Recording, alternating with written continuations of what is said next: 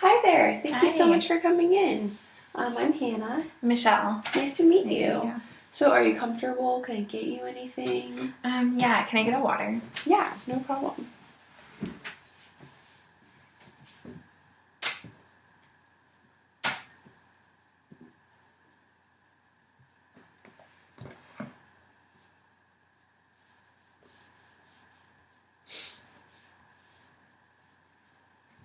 Okay, here you go.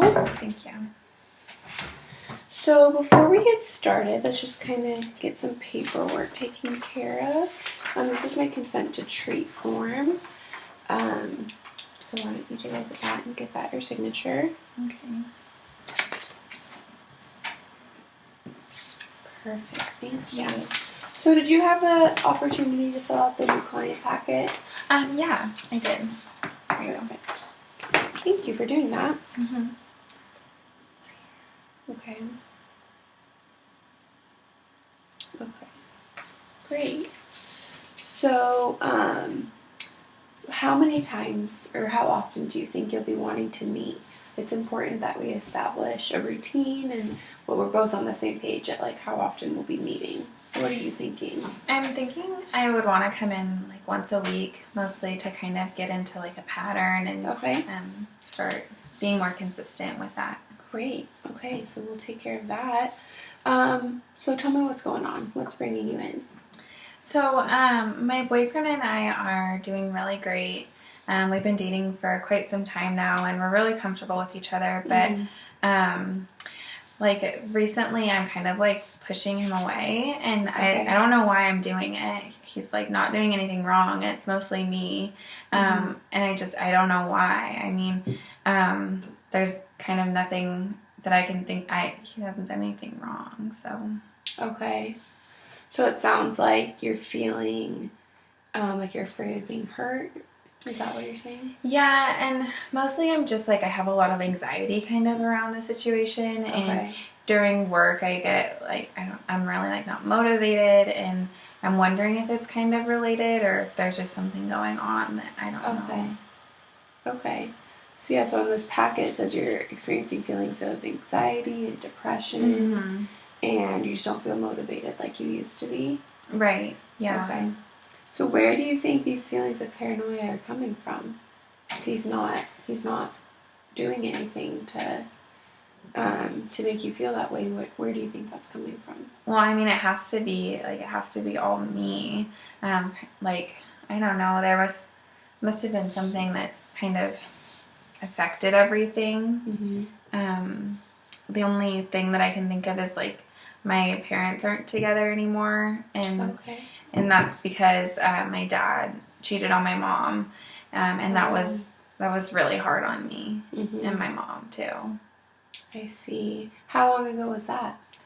It was just like over a year ago. Over a year ago, so it's pretty recent. So those feelings are still kind of fresh. Do you still talk to your dad, and how's that relationship? No, we actually don't talk like ever. I've been, I think, resenting him for what he did, and I don't know. We don't get along very well anymore. Okay, so you've kind of cut off that relationship. Yeah. And how about your mom? How's that? We're really close. I mean, she's like my best friend. She's kind of like, she's all I've got. She's like the person I go to for everything. Okay. And so I care about my mom so much. Good. Sounds like you guys have a good, healthy, positive relationship. Yeah. So in terms of other social support, what does that look like in your life? I mean, other than like my boyfriend, my mom is kind of like my best friend, like I said. So I go to her for everything. She's kind of like all I've got. Okay. Before these feelings of anxiety and these kind of depressing feelings that you've been experiencing, before all that came about, did you have friends? Did you spend time with friends? Yeah, I had some good friends that I would hang out with or go get some dinner with, but since then, it's just been really hard for me. Yeah, you kind of been, sounds like maybe alienating yourself a little bit. Yeah, I mean, especially with all of the anxiety, it's just hard for me to focus on those relationships, and I just, it's too much for me. Okay. So, how about for yourself? Do you do anything fun just for yourself, or how do you feel internally? Internally, I like to spend a lot of time with myself. You just kind of alienate yourself. You Yeah, don't do much. I'm really like, I keep to myself a lot, and so there's just not a lot I do outside of my relationship with my boyfriend. Okay. So, based on what you're saying, and I was taking a look at your packet, I want to address, it seems to me as though you have kind of a low self-esteem right now. Like, you don't feel real confident in yourself or the relationships around you. Would you say that's accurate? Yeah, that sounds valid. Yeah.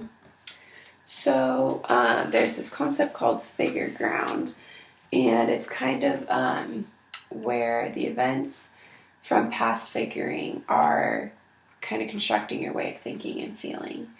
So, it seems that your experience with your dad cheating and, your parents' divorce, that's kind of been, this is just like this grounding base level thing going on.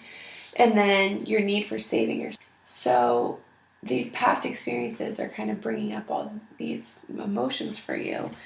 And so what we need to do is kind of break that down. And we need a new figure ground, a new Michelle. Like, kind of get rid of those old feelings. So in order to do that, we need to bring more awareness around, this is, that is what happened, but now I am who I want to be. So, do you feel like not talking to your dad or not really talking about that divorce, has that been hard for you? So it sounds like you may have some unfinished business with your family and with your dad and that whole affair. Right. Yeah, that sounds right. Okay. So, sometimes when we do have these unexpressed feelings associated with distinct past memories, such as, a family divorce, it can cultivate all these feelings of resentment and hurt, and anxiety, fear, guilt, which it kind of sounds like you're experiencing all of these. Yeah, I definitely am. Okay. So, when you're experiencing those, but you're not fully bringing them into your awareness, you can sometimes project them onto other people or other experiences. So what it sounds like is, they're not in your awareness, you kind of try to push them back. You don't want to really, think about it or talk about it, but they're coming up for you. And so therefore, you're projecting it onto your relationship with, what was your boyfriend's name? I'm sorry, I don't think I ever got that. Matt. With Matt, okay. Mm-hmm. So do you feel like you may be projecting some of those feelings onto him? Yeah, that sounds like it could be what's going on, because like I said, he doesn't do anything, and I'm just like all of a sudden getting so anxious and paranoid about his behaviors and what he's doing when he's with his friends, and I think it could just be from what I've experienced with my dad and my mom. Okay. So do you feel like you're sort of creating this anxiety and these feelings for yourself? Yeah, that's possible. Okay. Yeah. So where do you want to go from here? What do you want out of coming here? I'm just hoping to resolve the anxiety that I have about my relationship and kind of clear up the paranoia that I experience, like whenever Matt goes out with his friends, or like whenever he does anything, I just like always question him so much, and like I need to not do that, because that just creates so much tension between the two of us, and it's so, I don't know, I feel like it's unnecessary. Okay.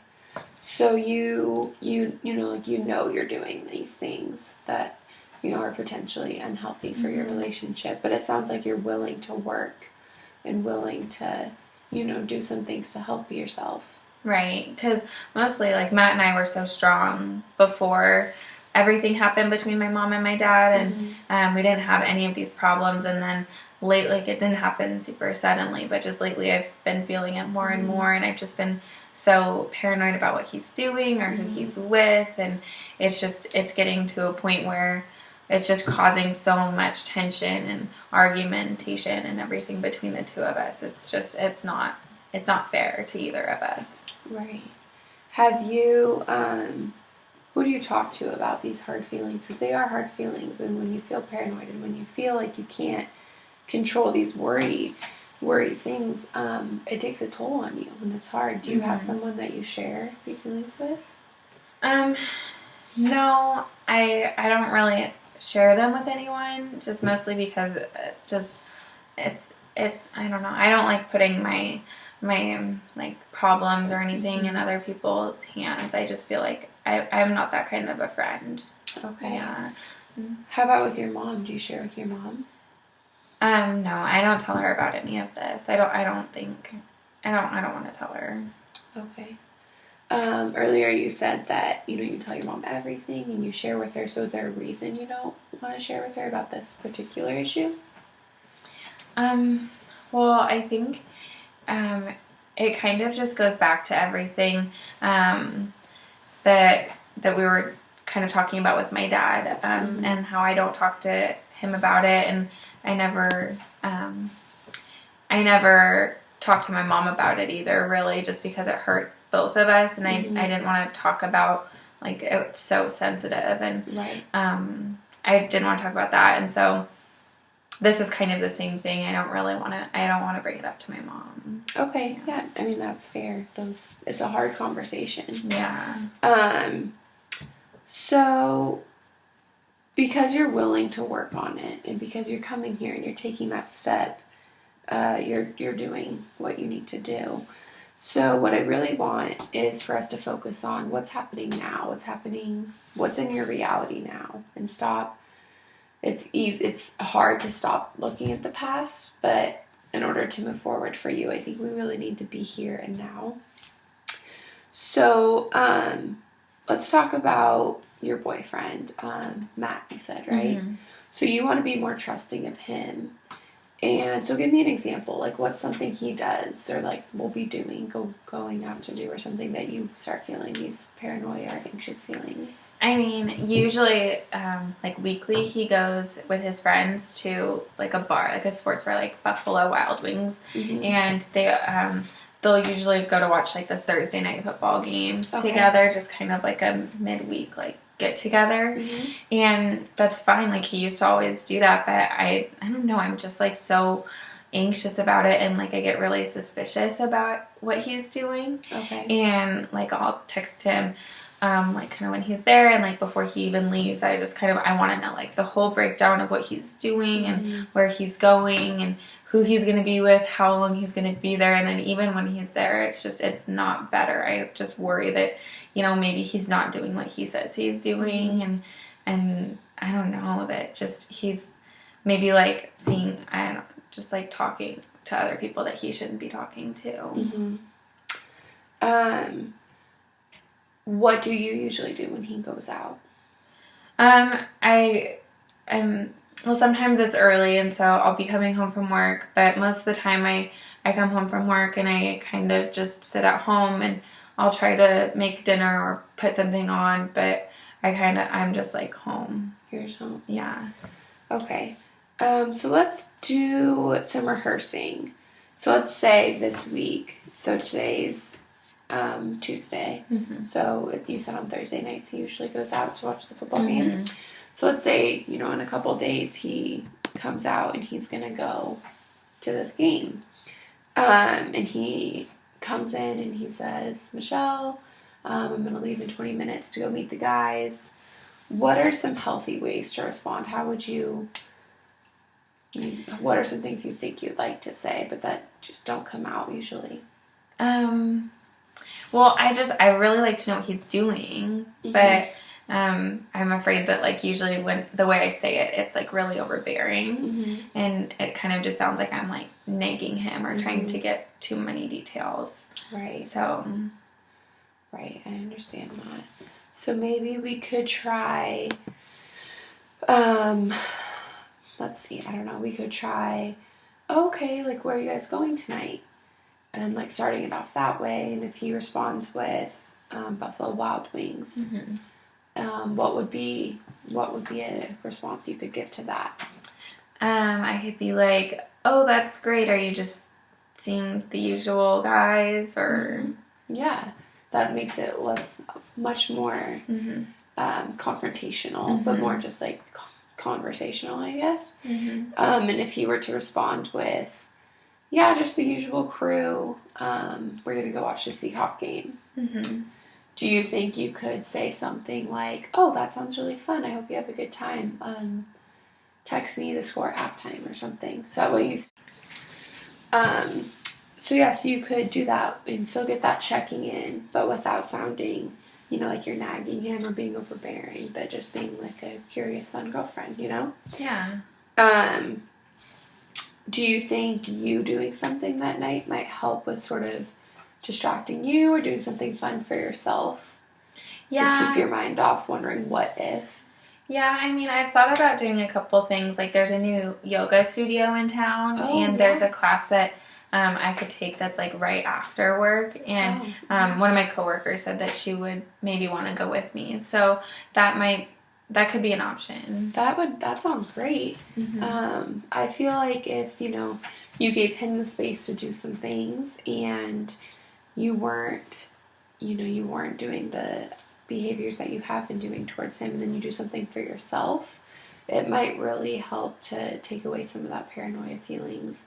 And just like, everyone always says, exercise really does help with anxiety, so it might be good for you to just go do that yoga class, and the fact that your coworker would go with you could bring in some social aspect to your life. Yeah, I mean, I really like her at work, but I don't get the time to see her outside, so maybe it could be a good time for us to catch up. That sounds awesome. I really encourage you to do that. So before we kind of wrap this up, so we're going to meet again next week. So during this next week, I'm going to give you a little bit of homework, if that's okay. I'd like you to sort of, whenever things are coming up for you, or your mind starts to wander and you start imagining situations that either happened in the past or might happen in the future, I really want you to just stop yourself and be mindful of what is happening here and now, and just really, bring yourself back in and say, like, what's happening? How am I feeling about it? And then from there, if you don't mind, I'd love you to start journaling. I think that'd be really great. And so when those feelings, if you could just journal what's happening for you. And then next week, when you come in, we could kind of talk about them and, see when those feelings are coming up and how are you feeling around them. Does that sound like something you could do?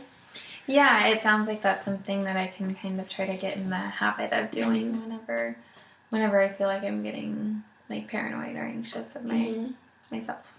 That sounds great. So for the next week, we'll have you, doing the journaling, really checking in with yourself, grounding yourself back in. And then for the dinner on Thursday, you'll, work on being a little more supportive and less paranoid, and just, being in the here and now. If he's doing something to cause those anxious feelings or paranoid feelings to come up, then, allow yourself to feel that. But really, I encourage you to check in with yourself and say, why am I feeling this way? What is happening to make me feel this? And then just go from there. Yeah, and I think my coworker, I have her number, so I might text her and see if this Thursday could work for starting that class, because that would be awesome. Yeah, even just talking about it, you seem excited about it. Yeah. That's fun. So anything else? How did today feel for you? Today was good. It was definitely different talking about everything. I mean, I don't really talk about anything with anyone else, so it's good to kind of get that emotional stuff handled, I guess, and get it out in the open. Yeah. So yeah, that felt really good. Well, good. It was so good to meet you. I'm really glad you're coming in. I think we talked about a lot of great stuff this week, and I look forward to continuing meeting with you. Well, thank you. I'm excited for next week. Okay. It was nice to meet you. It was nice meeting you. Bye.